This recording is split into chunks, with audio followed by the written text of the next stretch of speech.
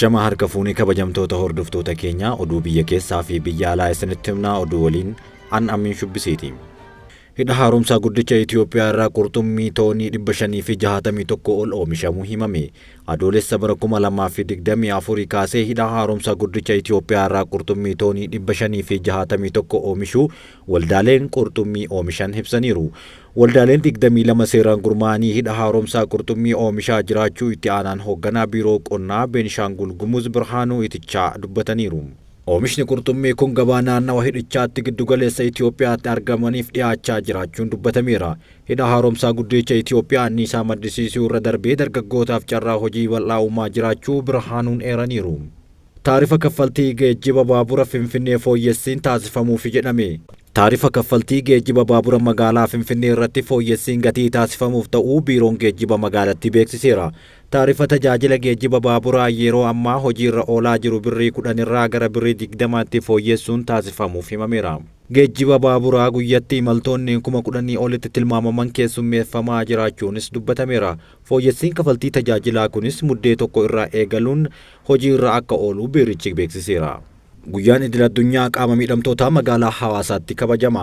Guyyaan idil-addunyaa qaama miidhamtootaa magaalaa Hawaasaatti sirnoota garaagaraatiin ni kabajama jedhame. Haala kabaja guyyaa kanaa ilaalchisuun ministeerri deetaan ministeera dhimma dubartootaa fi hawaasummaa Hurriyyaa Alii miidiyaaleef ibsa kennaniiru. Ibsa isaaniitiin guyyaa qaama miidhamtootaa idil-addunyaa bara kanaa sadaasa 24 bara 2017 magaalaa Hawaasaatti akka kabajamu eeranii guyyicha karaa milkaa'ina ta'een kabajuuf qophiin dursaa adda addaa taasifamaa jiraachuu eeraniiru. Akka biyyaatti qaama miidhamtootaa kabachiisuu fi fayyadamummaan isaanii karaa hunda galeessa ta'een akka eeggamu eeggannoon hojjetamaa jiraachuu eeraniiru. Hoggantuun biiroo dhimma dubartootaa fi daa'immanii fi hawaasummaa naannoo Sidaamaa aadde Immabeet Isayyaas gama isaaniitiin guyyaa idil-addunyaa qaama miidhamtootaa naannichatti kabajamu sagantaa adda addaatiin karaa milkaa'inaan kabajuuf qophiin barbaachisaan xumuramuu himaniiru. Guyyaan kun sagantaa adda addaatiin akka kabajamu eeranii kanaafis mootummaan naannichaa fi bulchiinsi magaalaa Hawaasaa qophii xumuruu isaanii dubbataniiru. Jala bultii guyyaa kabaja ayyaanichaa dorgommiiwwan ispoortii qaama miidhamtootaa fi hawaasa hirmaachisu akkasumas agarsiifni hojii garaagaraa ni geggeeffama jedhaniiru.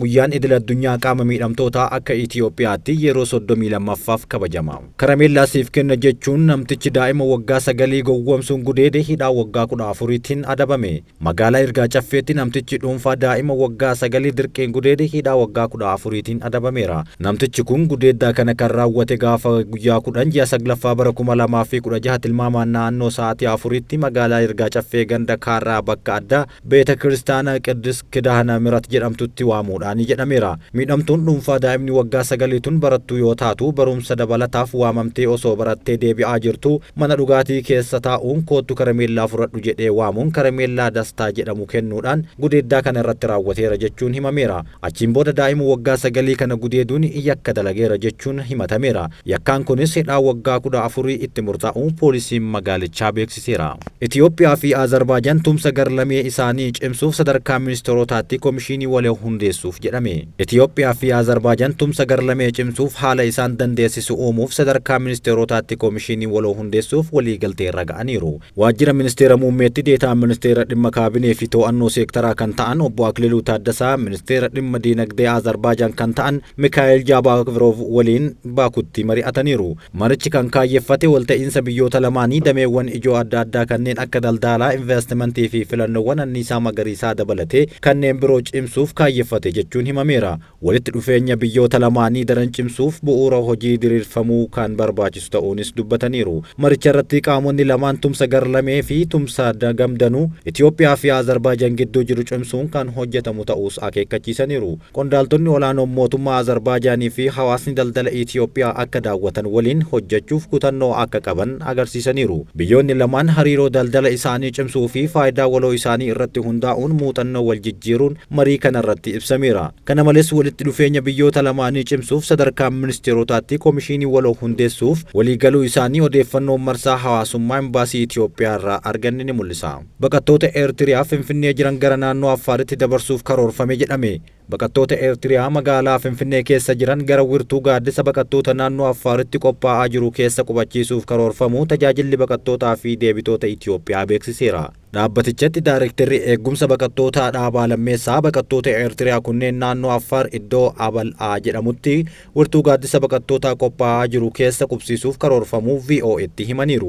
Wirtuu kana qopheessuuf Komishiinara ol aanaa baqattootaa dhaabbata mootummoota gamtoomanii irraa baajata eeggamaa akka jiru dubbataniiru. Baqattoonni Eertiriyaa Finfinnee keessa jiran gama isaaniin sanada seera qabeessa dhiyeessan waan hin qabneef hidhaaf saaxilamuu himaniiru. Komishiiniin mirga namoomaa Itoophiyaa hordoffii taasiseen baqattoonni Eertiriyaa sanada seeraa qabeessa waan hin qabneef rakkoo adda addaatiif saaxilamuu hubachiisaniiru. Daayirektarri kutaa dhimmoota mirga godaantotaa Komishiinichaa Ingudaay Masqalee baqattoota Eertiriyaa waraqaa hin qabne kunneen yeroo ammaa gara biyya isaanii hanga deebi'anitti balaaf saaxilamaniiru jechuun dubbatan. Dabalataan lammiileen Eertiriyaa sanada seera qabeessa waan hin qabneef tajaajila hawaasummaa kan akka barnootaa fi fayyaa akka hin argannes taasifamaniiru jechuun himameera. Agarsiisni Itiyoo Giriin dandeettii dippiloomaasii Itoophiyaa kan calaqqisiisedha jedhan Dr. Alamuu Simee. Simpooziyemii fi agarsiisni Itiyoo Giriin Moobilitii akkasumas torbeen sagantaa bu'uuraalee misoomaa Afrikaa dandeettii dippiloomaasii Itoophiyaa kan calaqqisiise ta'uu ministeera geejjibaa fi loojistiksii Alamuu Simee himaniiru. Dr. Alamuu Simeen agarsiisni simpooziyemii Itiyoo Giriin Moobilitii akkasumas torbee sagantaa bu'uuraalee misooma Afrikaa milkaa'inaan xumuramu gama miidiyaa hawaasummaa isaaniitiin ibsaniiru. Sagantaaleen akkanaa dandeettii dippiloomaasii Itoophiyaa fi kutannoo misooma magariisaa qabataman kan calaqqisiisanidha jedhan. Dabalataan guddina bu'uuraalee misoomaa hunda galeessaa anniisaa haareffamaa fi walitti hidhamiinsa irratti gahee Itoophiyaan qabdu sagantaalee kennaniin calaqqisiisuun akka danda'ame eeraniiru. Kabajamtoota hordoftoota qaroo miidiyaa gara oduu biyya alaattis hin dabarsina. Somaaliyaatti kutaa bulchiinsa Jubbaaland mootummaa federaalaa waliin walitti dhufeenya qabu addaan kuteera jette. Adeemsa filannoo isaa irratti mootummaa federaalaa Somaaliyaa waliin wal dhabdee keessa kan ture naannoon ofiin of bulchitu Jubbaaland hariiroo fi tumsa mootummaa federaalaa waliin qabu addaan kutuu beeksiseera. Bara 2013 gamtaa Awurooppaa irraa eegalee Jubbaaland kan hoogganan bulchiinsi pirezidaant Ahmad Muhammad Islaam yookaan Maadoobee mootummaan Somaaliyaa heera mootummaa cabsuu fi tokkummaa uummataa diiguu jechuun himateera. Keeniyaa fi Itoophiyaa kan daangessituu fi naannolee Somaaliyaa walakkaa ofiin of bulchan shanan keessaa kan taate Jubbaaland jalqaba torbee kanaa Maadoobeen yeroo sadaffaaf pirezidaantii naannichaa ta'uun filatamuun ni beekama. Pirezidaantiin Somaaliyaa Hassan Sheikh Mahmud kan teessoo isaanii Moqaadishoo godhatan filannoon kun hirmaannaa mootummaa federaalaa malee gaggeeffame jechuun kuffisuu isaanii ni yaadatama. Falmii filannoo hordofuun mootummaan federaalaa ajaja hidhaa Maadoobee kan baase yoo ta'u, Jubbaaland ammoo ajaja hidhaa pirezidaantii Hassan Sheikh Muhammad irratti deebistee baastirti. Kana hordofuun pirezidaantiin Jubbaaland Maadoobeen hariiroo mootummaa federaalaa waliin qabnu kamiyyuu addaan kunneerra jechuun beeksisaniiru. Mootummaan Jubbaaland kan pirezidaantii Maadoobeen durfamu pirezidaantii Somaaliyaa Hassan Sheikh Mahmud heera mootummaa cabsuu aangoo seeraan ala fayyadamuu fi malaammaltummaadhaan himateera. Pirezidaantichi bulchiinsa Jubbaaland jeequmsa keessa jiru keessatti nageenya dhabuu uumuu fi fincila kan qolachuuf tattaaffii godhamu balaadhaaf saaxiluu dabalatee waraana siivilii fi waldhabdee sabaa kakaasuun himataniiru. Jubbaaland mootummaan federaalaa haaromsa seeraa fi bulchiinsaatiin ofiin of bulchuu Jubbaaland akkasumas sirna federaalaa balaadhaaf saaxilaa jira jechuun himatteerti. Soomaaliyaan yeroo sanatti bulchiinsa walakkaa ofiin of bulchitu kan biraa Puuntlaandiif beekamtii kennitee sirna federaalaa keessaa akka hin baane garuu akeekkachiiftee turte. Fooyya'insa heera mootummaa kun sirna sagalee al-kallattiin Soomaaliyaa yeroo dheeraaf gosa irratti hundaa'e xumuruu fi hunda mijeessituu kan taate akeekuudha jedhan. Pirezidaantonni Soomaaliyaa duraanii Muhammad Abdullaahi Farmaajoo, Shariik Shee Ahmadii fi namoonni siyaasaa yeroo sanitti haaromsa kana cimsanii mormaniiru. Kanneen keessaa Puuntlaand Isteet dabalatee kan uummataa fi naannolee hin hirmaachifne jechuun mormaniiru. Mootummaan Jubbaaland ibsa kaleessa baaseen fooyya'insa heera mootummaa manneen maree mootummaa federaalaa fi seera filannootiin godhame akka hin fudhanne cimsee akeekkachiiseetiin jira. Qajeeltowwan heera mootummaa kan hin sarbamnee fi kan hin mari'atamne ta'us mootummaan Jubbaaland waltajjii marii qooda fudhattoota siyaasaa hunda hirmaachisuun dhimmoota bulchiinsa gara fuulduraa tokkummaa biyyaalessaa fi tokkummaa uummata Somaalee irratti gorsa kennuuf karoorfachuu isaanii beeksisaniiru. Gama biraatiin manni murtii Moqaadishoo roobii darbe gantummaa fi odeeffannoo dhoksaa paartilee alaatiif dabarsee kenne jechuun Maadoobee irratti ajaja hidhaa baasuun ni yaadatama. Mootummaan federaalaa ajajni hidhaa mana murtii kanaa raawwatiinsa qabaachuu isaa gaafii keessa galcheera jechuun dubbataniiru. Sababni isaa pirezidaantii Hassan Sheikh Mahamudii fi Maadoobeen lamaan isaaniiyyuu waraana mataa isaanii waan qabaniif jedhama. Ministeera odeeffannoo Somaaliyaa Daawud Awaasis ajaja hidhaa raawwachiiftuu fi adabuuf kan irratti gaafatamummaa qabu qaamolee haqaa aangoo qaban qofa ta'uu Rooyitersiif gabaasaniiru. Filannoo kana hordofuun mootummaan federaalaa loltoota dabalataa gara Jubbaalanditti ergaa jira. Waggoota 3 dura pirezidaantiin mootummaa federaalaa amma Mohaammed Abdullaahi Mohammad aangoo dheeressuuf karoora erga baafatee booda naannolee mootummaa federaalaa waliin walitti bu'uun dhiheenyatti tokko keessaa Jubbaaland taateerti. Akka buddeena Somaaliyaatti kan ilaalamtu Jubbaaland magaalaa guddoo isii Kismaayoo keessatti tarsiimoodhaan argama. Bakka buufata doonii barbaachisaa ta'e akkasumas Somaaliyaa fi Keeniyaa kan daangessitu yoo ta'u kuufama boba'aa fi gaazii guddaa kan qabdudha jedhameera. Awustiraaliyaan daa'imman umriin isaanii waggaa 16 gadi miidiyaa hawaasaa akka hin fayyadamne dhorkite. Awustiraaliyaan biyya jalqabaa seera daa'imman miidiyaa hawaasaa akka hin fayyadamne dhorkuu baaftee jalqabaa taateerti. Akka labsii haaraa kanaatti Feesbuukii, Instaagiraamii fi Tiiktookii ijoollee of irraa hin uggurre doolaara miiliyoona 32 akka adabamu beeksifteerti. Wixineen labsii falmisiisaa kan daa'imman Awustiraaliyaa irraa miidhaa gahu ittisuuf kan kaayyeffate ta'uu kan himamu falmii booda kaleessa paarlaamaa Awustiraaliyaa keessatti ragga'eera. Addunyaa irratti isa jalqabaati kan ta'e seerri haaraan Awustiraaliyaa kun dhaabbilee teeknooloojii gurguddoof kan rakkisiisaa ta'us mootummoota biraatiif garuu kallattii kaaheera jedhama. Seerri kun dhaabbanni Meettaa jedhamu yoo daa'imman fuula isaanii akka hin dhorkine ta'e mallaqa doolaara Awustiraaliyaa miiliyoona 49.5 yookaan doolaara Ameerikaa miiliyoona 32 akka kafalchiisu dirqisiisa jedhameera. Labsiin kun baatii gurraandhalaa irraa eegalee yaaliin hojiirra akka oolu ni himama. Uggurri kun waggaa tokko keessatti hojiirra akka oolus himameera. Ministeerri muummee Awustiraaliyaa Antoonii Albaanis har'a seera kana laataniin miidiyaan hawaasaa amma nageenya ijoollee keenyaa mirkaneessuuf itti gaafatamummaa hawaasummaa qaba jedhan. Uggura miidiyaa hawaasaa hordofuun lammiileen Awustiraaliyaa miira wal makaa qaban himamaa jira. Seerri bahuun waan gaariidha jedhanii yeroo tokko tokko ijoolleen wantoota arguu hin qabne waan arganiif jiraattonni uggurri kun sirriidha jechuun sagalee isaanii kennaa jiru. Oduu biraatiin waraanni Siiriyaa finciltoota bulchiinsa Aleeppoo irratti tarkaanfii fudhachuu jalqabe. Waraanni pirezidaantii Bashiir al-Asaad kaaba dhihaa Siiriyaa bulchiinsa Aleeppoo magaalota hedduu keessatti finciltoota haleellaa shororkeessummaa raawwatan irratti tarkaanfii fudhachaa jira jedhame. Gareen finciltoota Hayaat Tahrir al-Shaam jedhamuun kan beekaman humnoota biyya alaatiin deeggaraman jedhamaniiru. Gandoonni naannoo ishee keessa jiran kanneen dura to'annoo humnoota mootummaa Siiriyaa jalatti kan turan yoo ta'u finciltoonni kunneen keessa seenuudhaan haleellaa raawwachuun isaanii dubbatameera. Kun haleellaa hamaa fi bal'aa bara 2020 yeroo mootummaan Siiriyaa fi finciltoonni Raashaa fi Tarkiin giddugaleessaa godhatan gidduutti dhukaasa dhaabuun raawwatameen booda isa jalqabaati. Haleellaa kana hordofuun waraanni Siiriyaa ganama har'aa jeettiiwwan Siiriyaa fi Raashaa finciltoota kana irratti haleellaa qindoomanii bananii garee hidhatee kana irratti kasaaraa guddaa geessisneera jechuun gabaasaniiru. Al-Arabiyaan akka gabaasetti haleellaa jeettiiwwan Raashaa fi Sooriyaa finciltoota kana irratti raawwataniin daandii guddaan Aleeppoo irraa gara Damaasqoo geessu yeroodhaaf cufameera jedhan.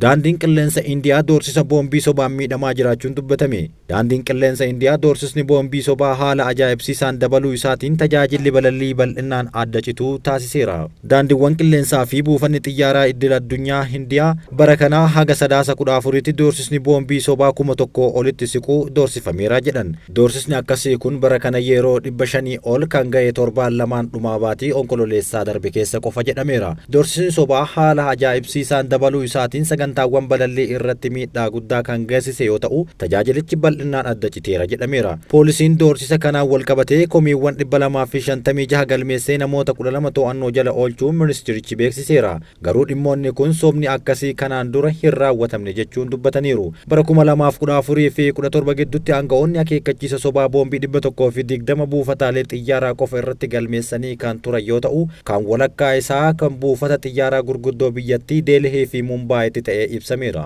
Balaliiwwan gara biyyoota birootti imalan irratti doorsisa sobaa taasifamanis dhaabbileen idil addunyaa akka kana keessa seenan taasiseera. Baatii onkololeessaa keessa humni qilleensa Signaapor doorsisa boombii hordofuun xiyyaara waraanaa 2 erguudhaan xiyyaara Air India Express eeguun dirqisiifamee ture. Buufanni xiyyaara Hindii koree qorannoo fi madaallii balaa boombii kan qabu yoo ta'u koreen kun humna hamma kanaa madaalee tarkaanfachuu bu'uura kan fudhateedha jedhameera. Koreen kun garee ogeeyyota dhimma kana irratti qorannoo godhan saroota foolii fuudhan ambulaansii poolisii fi garee haakimootaa kan hammateedha jedhaniiru. Sababa doorsisa kanaan harkifama sa'aatii balallii mudatu irraa kan ka'e daandiiwwan qilleensaa fi dhaabbilee nageenyaa irratti miidhaa doolaaraa 10,000 lakkaa'amuu gaheera jedhaniiru. Bara darbe Indiyaatti imaltoonni miiliyoona 150 balali'uu isaanii ministeerri siivil aaviyeeshinii beeksiseera. Buufata xiyyaaraa idil addunyaa 33 dabalatee buufataalee xiyyaaraa hojii irra jiran 150 ol guyyaa guyyaan balalliin 3,000 ol gara biyyaatti dhaquu ni adeemsifama jedhameera.